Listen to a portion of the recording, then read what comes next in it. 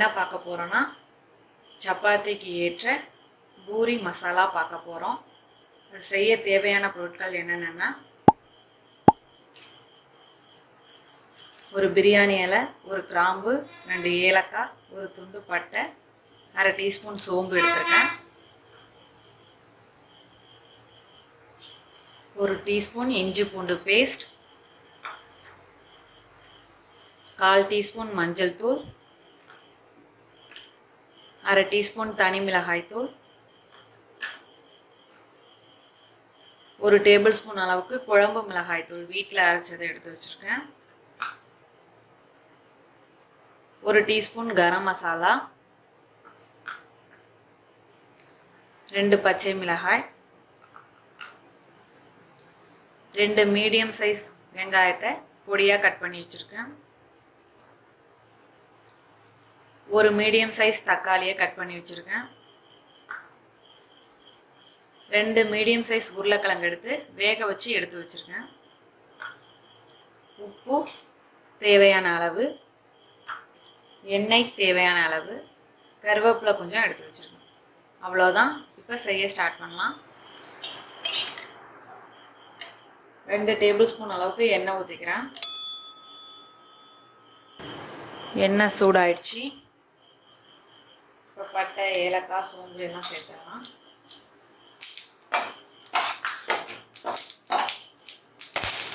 இதோட கருவேப்பிலையும் சேர்த்துக்கிறேன்.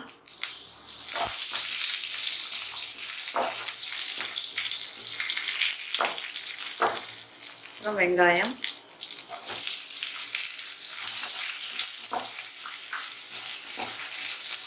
அப்புறம் பச்சை மிளகாய் சேர்த்துக்கிறேன்.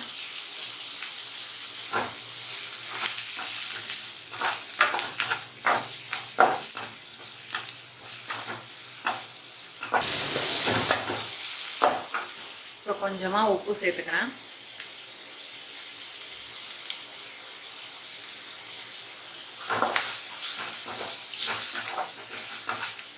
உப்பு இந்த ஸ்டேஜில் சேர்த்ததுனால சீக்கிரம் வெங்காயம் வதங்குது. இப்போ நல்லா வெங்காயம் வதங்கிடுச்சு. இப்போ இஞ்சி பூண்டு பேஸ்ட்,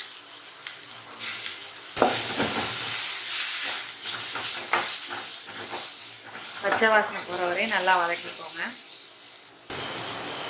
மஞ்சத்தூள் கொஞ்சம், குழம்பு மிளகாய் தூள், கரம் மசாலா,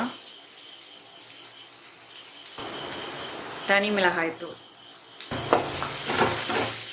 கருகிடாமல் பார்த்துக்கோங்க. இப்போ தக்காளி சேர்த்துக்கலாம்.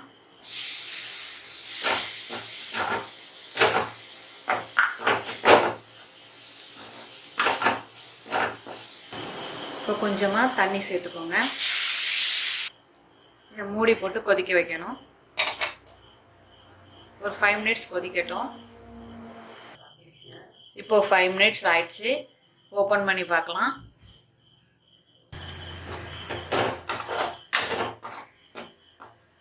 இப்போது இந்த ஸ்டேஜில் இருக்கும்.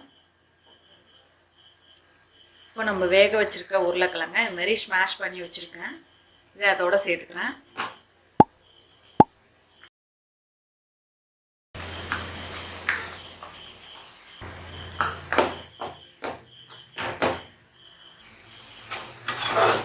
நல்லா மிக்ஸ் பண்ண பிறகு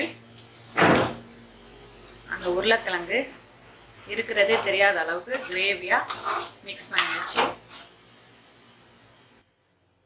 இன்னும் 2 நிமிஷம் கொதிக்கட்டும்.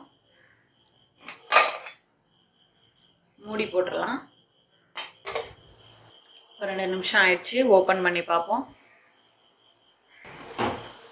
நல்லா ஆடை படர்ந்து வருது.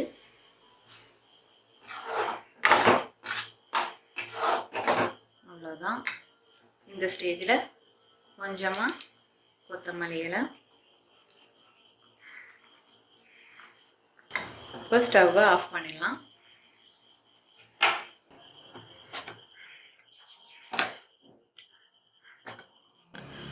நம்மளோட அருமையான அற்புதமான பூரி மசாலா தயாராகிடுச்சு. இதே போல் நீங்களும் செஞ்சு பார்த்துட்டு எப்படி வந்துச்சுன்னு கமெண்ட்டில் சொல்லுங்கள். தேங்க்யூ.